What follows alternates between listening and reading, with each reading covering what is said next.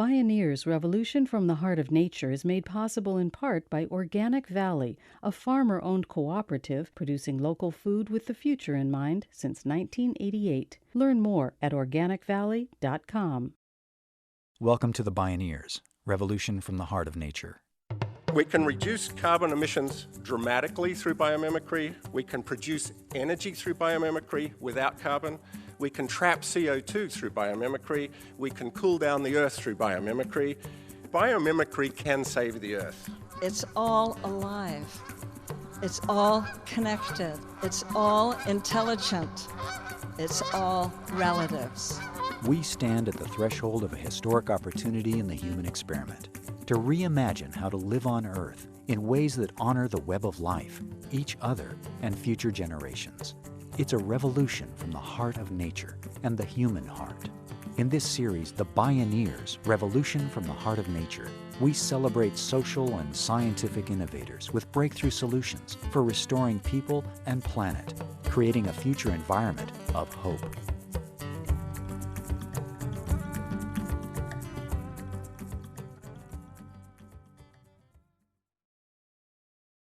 Three years ago, Jim Hansen said we were in the process of creating a different planet and one we're not going to like very much. That was 3 years ago. He gave us 10 years not to figure it out, not to get the right policies in place, but to start this deflection of CO2 downward. The average American emits about 22 tons of CO2. We've got to get that back to 2. And again, time is not our friend. It isn't global warming. This is planetary destabilization. Climate is not just something we'll keep in a box over here. It's something that spills out in all kinds of political and economic disorder. There's no easy way out, and I think Al Gore was right that this is, in fact, is the first global emergency since civilization's been on the planet. Soon after NASA's top climatologist James Hansen made his dire forecast in 2005, David Orr stepped through the academic looking glass to put education into action to address this planetary emergency. As the United States' foremost environmental educator, he helped form a network of 200 leading experts and strategic thinkers to construct a climate action plan for the incoming 2008 federal administration. The plan was based not on political expediency, but on the best science that can be put to work immediately to begin to halt, stabilize, and reverse climate change. Some of the most practical, actionable responses to this earth-shattering dilemma are coming from the burgeoning field of biomimicry. Everywhere that people need to conserve energy, reduce carbon emissions, or make power from wind, sun, and water, nature itself provides a wealth of tried and true solutions honed over 3.8 billion years of design innovation. Join us as leading innovators David Orr, Jay Hannan, Janine Benyus, and Stephan Dewar reveal true biotechnologies, nature's best climate change solutions. My name is Neil Harvey. I'll be your host. Welcome to the Bioneers, Revolution from the Heart of Nature.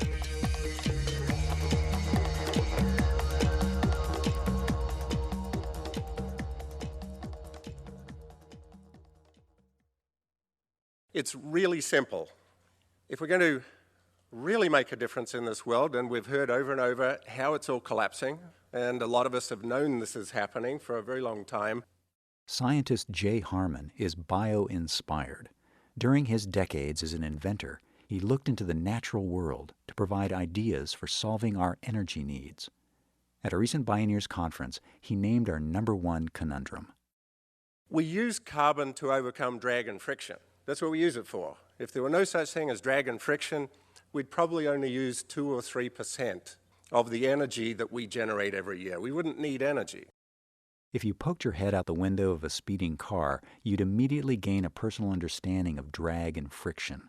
Cars, boats, trains, and planes are aerodynamically designed to reduce these forces, but most vehicles still rely on fossil fuels to solve the problem.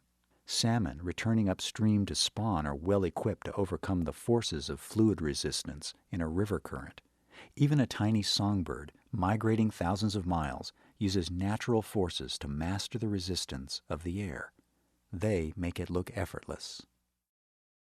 Nature is incredibly good at handling drag and friction, and in many cases uses half to 95% less energy to get the same job done. is the master designer. Her strategy for drag reduction is found in seaweed. Seaweeds adapt to let the force of waves go past, and they adapt into the shape of whirlpools. What's amazing is the world of technology and science and engineering paid no attention to this whatsoever. So I reverse engineered a whirlpool. That's really what I did. And it took me 20 years to work that out. I did it about 20 years ago. And when I reverse engineered that whirlpool, I was able to come up with a whole lot of ways of expressing that in technologies, from turbines to pumps and blowers. And what have we done? We've created 7 companies. Jay Harman's ability to adapt nature's geometry to create efficient technology has created a wide range of products, from prize-winning sailboats to non-invasive methods of measuring blood glucose to hyper-efficient industrial fans. Cities across the United States use a biomimetic solution designed by one of Harman's companies to prevent water supplies in huge storage tanks from stagnating. The PAX water mixer is shaped like the spiraling petals of a graceful lily, but this small impeller has the power to keep millions of gallons of water cleaner with fewer and in some cases no added chemicals by preventing thermal stratification. Using this impeller, we're able to improve the drinking water in cities without using chemicals. We use a tiny amount of power, less than you use in a small light bulb, to rotate one of these 6 inches long in 1 million gallons of water. And in less than 24 hours, we can completely mix that water and save 85% of the energy that communities are currently spending on that type of activity. Lately, Harman believes nature's ubiquitous spiral design, the ring vortex on which his water impeller is modeled, could be a breakthrough biomimetic solution to delaying climate change. He thinks we just might be able to cool down our ailing atmosphere by mixing up the thermal layers and in the process buying a few more years to get our carbon levels under control. So biomimicry can save the Earth, but it's taking time. I mean, if nature's clean, green, and sustainable, if we truly understand nature and take our inspiration from nature and build according to nature, and there's no doubt that we can re-engineer our world and create our Garden of Eden again. There's no question in my mind about that whatsoever. We can reduce carbon emissions dramatically through biomimicry. We can produce energy through biomimicry without carbon. We can trap CO2 through biomimicry. We can cool down the Earth through biomimicry. We need global attention and we need global will. Jay Harman is truly bio-inspired.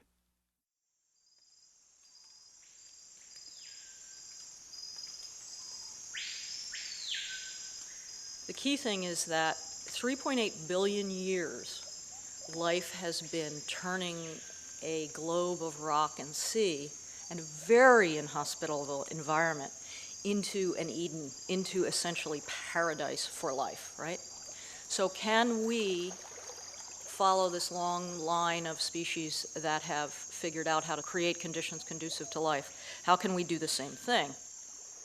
Janine Benyus is the godmother of biomimicry. Her book and website, asknature.org, catalog thousands of the natural innovations that have allowed life on Earth to flourish for billions of years. When comparing human invention to nature's genius, she often finds that people do things the hard way. Take photovoltaic technology, for example. Our solar cells function nothing like the astounding way that plants create energy from sunlight. Okay, so think about what's going on a leaf compared to our solar cells. Our solar cells take sunlight, turn it into electricity. That's really not what happens in a leaf. It's sunlight into fuel. Fuel is ATP, eventually it's starches, sugars, cellulose. Sunlight to fuel. The raw materials of that, water, CO2. So the holy grail really is to have sunlight gathered and then turn that into an energy carrier like hydrogen or turn it into a fuel. One of the things that a leaf has in its device is an antenna that allow the drizzle of photons to be focused, to come down to that reaction center. And so there are teams that are mimicking the antennae. Our silicon cells, one of the reasons for their expense is that the silicon ingots have to be highly pure, because what you're asking the silicon to do is both gather the photon and move the electron away to where it needs to be, all in one material. And that's not how life does it. Life uses chlorophyll to pull in that photon and then passes off energy and an electron to a series of molecules that then take it away and then separate that charge long enough to do work. And that simple concept of divide up the work is what led to dye-sensitized solar cells. Dye-sensitized solar cells are not going to take over the grid anytime soon. They're not as efficient as the best PV solar cells. They're 60% of the cost, though. They're less toxic. You can make them in thin films in a roll-to-roll process like celluloid film. They work in very low light conditions. Instead of just working at a horizontal and getting that perfect sun angle, they can work vertically. So you can think about these more in like terms of wrapping building skins. They're just not as efficient yet. I mean, the top level was 11% for efficiency. So you're probably going to see them in small, personal, and remote applications first. However, there's all kinds of improvements going on. Michael Gritzel right now is using photonic crystals underneath the dye-sensitized solar cells. Photonic crystals are in swallowtail butterflies. That's one of the ways they create such brilliance. There's also the ability to put something atop the solar cell to drink in more light. Moth eyes basically have little pillars on their eyes that are a certain percentage of the wavelength of light, and light comes in, but it can't come out. And that's really important if you're a moth and you don't want to have eye shine, and you don't want predators to see you, and you're working in dark conditions and you want to drink in that light. So here you have a possibility of having a solar cell that has moth eyes on top, leaf-inspired middle, butterflies beneath. Janine Benyus. The wisest on the planet tell us that we have in fact crossed a carbon threshold. They give us a narrow window of time to get our worldwide act together to mitigate climate catastrophe. In the face of this largest threat ever to global security, biomimicry experts say we need a plethora of strategies deployed across the planet now. More of these game-changing strategies, including some political ones, when we return. This is True Biotechnologies, nature's best climate change solutions. I'm Neil Harvey. You're listening to the Bioneers, revolution from the heart of nature.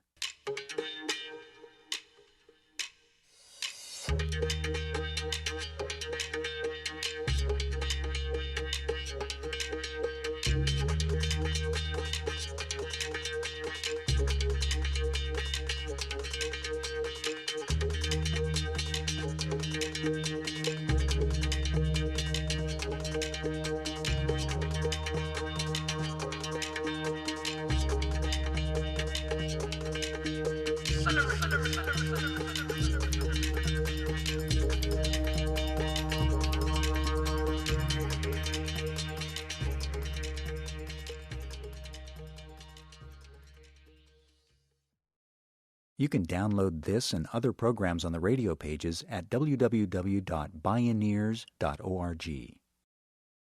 Biological knowledge is doubling every 5 years. Biomimics are looking to nature for answers to specific questions, such as how can we manufacture materials using less energy, without waste and toxins? How can we effectively store increasingly larger amounts of information in increasingly smaller spaces? How can we conduct profitable, innovative, sustainable businesses without devouring the planet's natural capital? Nature has already determined what is successful and sustainable. Industry now has the scientific knowledge and instrument technology to emulate nature's technology. And at last, the political landscape has shifted in favor of this trend. Stephan Dewar is Vice President of Business Affairs for a biomimetic design company inspired by a fluke discovery. What Frank found isn't just a new design for an airfoil. What he found was a new kind of physics. His business partner, aptly named Frank Fish, is a biologist specializing in biomechanics and fluid dynamics, and one of the world's leading experts on how animals swim through water. Biomechanics and fluid dynamics are both very complex and difficult disciplines. Frank has mastered both and essentially become a new kind of specialty unto himself. Stephan Dewar tells the story of why the company is called Whale Power. Frank picked up a sculpture in a gift shop for a departing colleague and told the shopkeeper, "Look at that, they put the bumps on the wrong edge of the flipper." And the shopkeeper knew better, hauled him in the back room, gave him hell, and showed him pictures and video that she happened to have, and she happened to be a nut about it. And he walked out of there saying, "What the hell are the bumps doing on the front edge?" Those bumps on the leading edge of humpback whale flippers are not the barnacles that the scientists told me when I made 3 films about it. They are in fact called tubercles, and they're a really major discovery in terms of fluid flow and management of fluid flow. Doesn't matter whether it's air, gas, steam, oil, anything. These things really change the way a foil works, and that a foil can be a wing, a fan, a compressor, a turbine, a pump. Humpbacks are, as you know, pretty big. But basically, there is no reason that an animal that weighs as much as 14 Hummers should be able to be that acrobatic. I mean, these guys can swim in a 27-foot radius circle in a spiral, laying down a pattern of bubbles that'll rise up, and they will shoot up through the middle of that after the bubbles have concentrated. They call it a bubble net, have concentrated all the little fish that they eat, things as small as capelin and things of that sort. Up goes the bubble net. The humpbacks flip over, go shooting up through it faster than the bubbles rise, and go flying through the surface after they've taken a huge mouthful of fish. You know, and you've seen them. You know, how does an animal that weighs 14 Hummers shoot into the air 25 feet? The answer has proven slippery and elegant.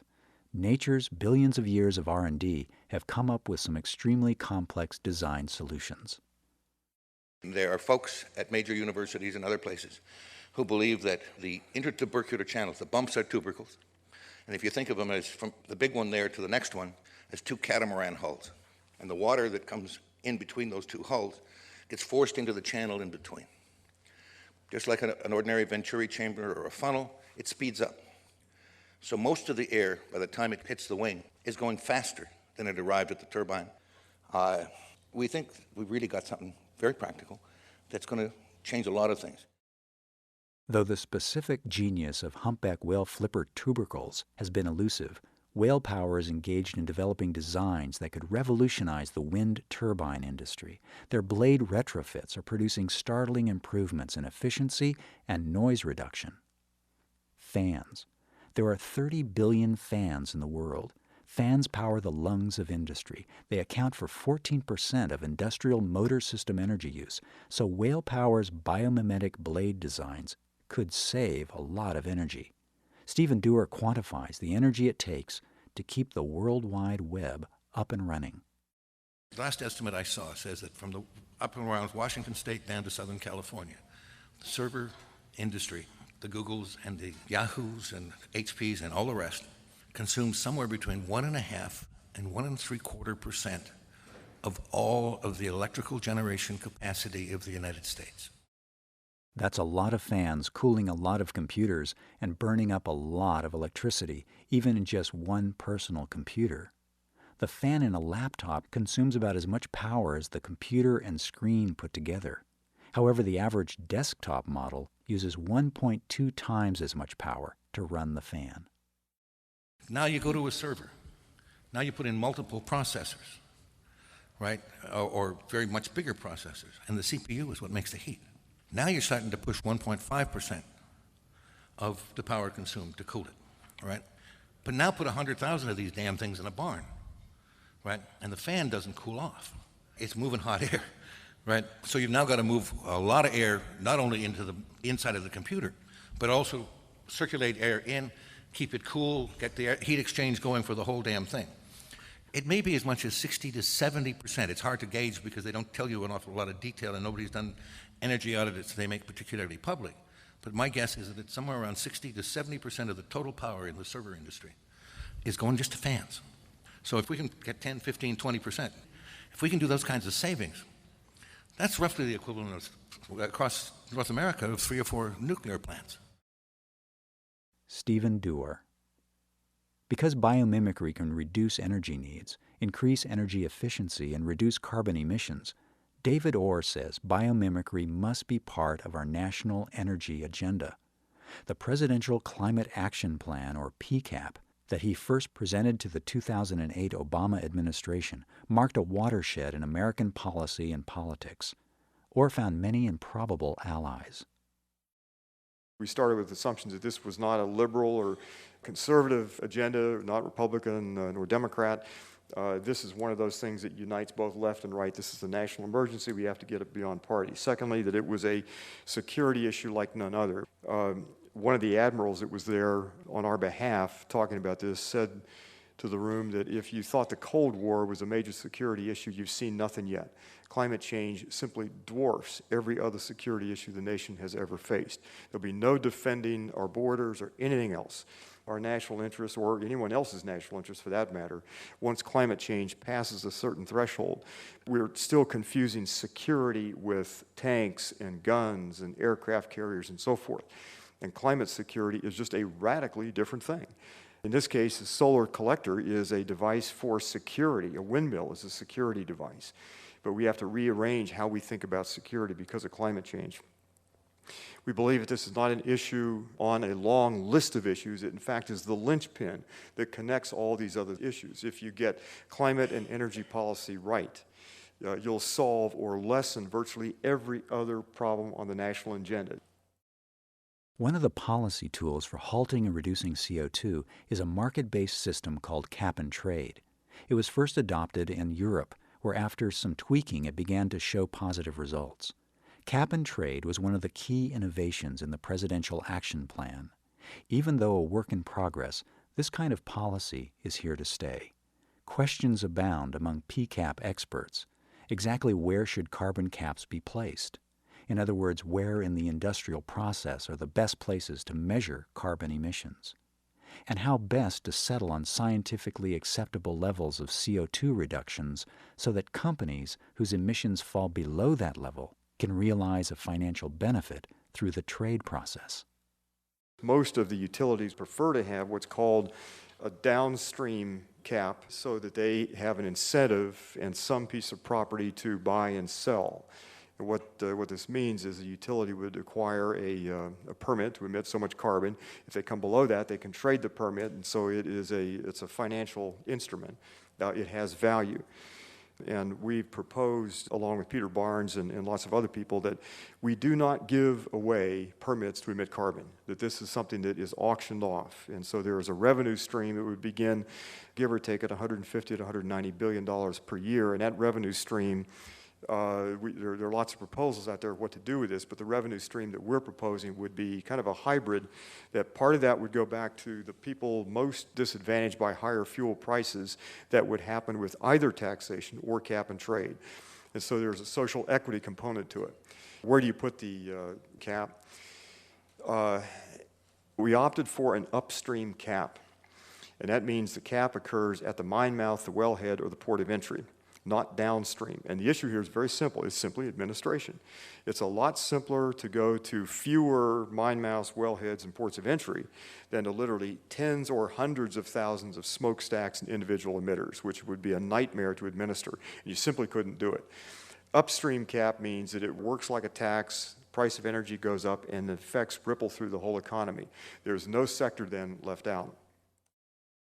While the details of crafting a national energy agenda are decided at the highest levels of government, a key concern for any public policymaker is calculating the readiness for change at the grassroots.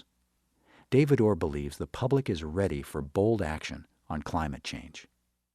The public, I think, is dramatically ready for change. We've confirmed this with some private polling that we've done as part of PCAP. People say People aren't ready to sacrifice. I don't believe that. They haven't been asked to sacrifice. No one's put a vision before them that is worthy of any sacrifice. But the BBC polled people in 21 countries and found in a whole series of questions, if you ask people, it will be necessary to pay higher prices for fuels and so forth, overwhelmingly yes, even in the United States. Then this poll is on the S question, are you willing to sacrifice and change lifestyles? Overwhelmingly, Americans said yes, when they were given an option that had a big vision behind it. The effects of global warming are already changing the landscape. At the same time, the political and scientific landscapes are changing to meet the challenge, from the transformation of energy policy to the scientific revolution of biomimicry.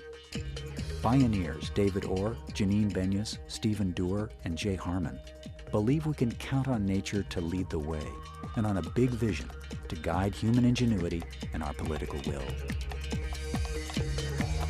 True Biotechnologies, nature's best climate change solutions.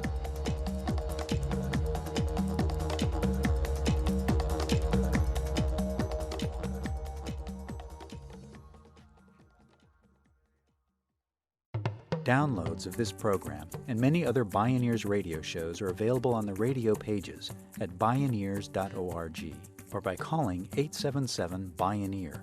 That's 877-246-6337. Visit Bioneers.org, where you can learn how to attend the annual October Bioneers National Conference and local Beaming Bioneers conferences. Purchase the radio series, conference CDs and DVDs, and Bioneers books. Join the thriving online Bioneers community and become a Bioneers member or make a donation. All at Bioneers.org or by calling 1-877-BIONEER. The Bioneers Revolution from the Heart of Nature is a production of Collective Heritage Institute. Executive producer Kenny Ausubel. Written by Catherine Stifter and Kenny Ausubel. Senior producer Neil Harvey. Managing producer Stephanie Welch. Production management Aaron Leventman and Chuck Castleberry. Station relations by Creative PR. Distribution is by WFMT Radio Network. Original recordings provided by Reference Media Group. Our theme music is taken from the album Journey Between by Baka Beyond and used by permission of Hannibal Records, a Rykodisc label. Additional music was made available by Sounds True at soundstrue.com. For more music information, please visit Bioneers.org. The opinions expressed in the Bioneers Revolution from the Heart of Nature radio series are those of the presenters and are not necessarily those of Collective Heritage Institute, the underwriters, or this radio station. My name is Neil Harvey. Thank you for listening. I invite you to join the Bioneers in inspiring a shift to live on Earth in ways that honor the web of life, each other, and future generations. This is program number 0209. Bioneers Revolution from the Heart of Nature is made possible in part by Organic Valley, a farmer-owned cooperative producing local food with the future in mind since 1988. Learn more at organicvalley.com.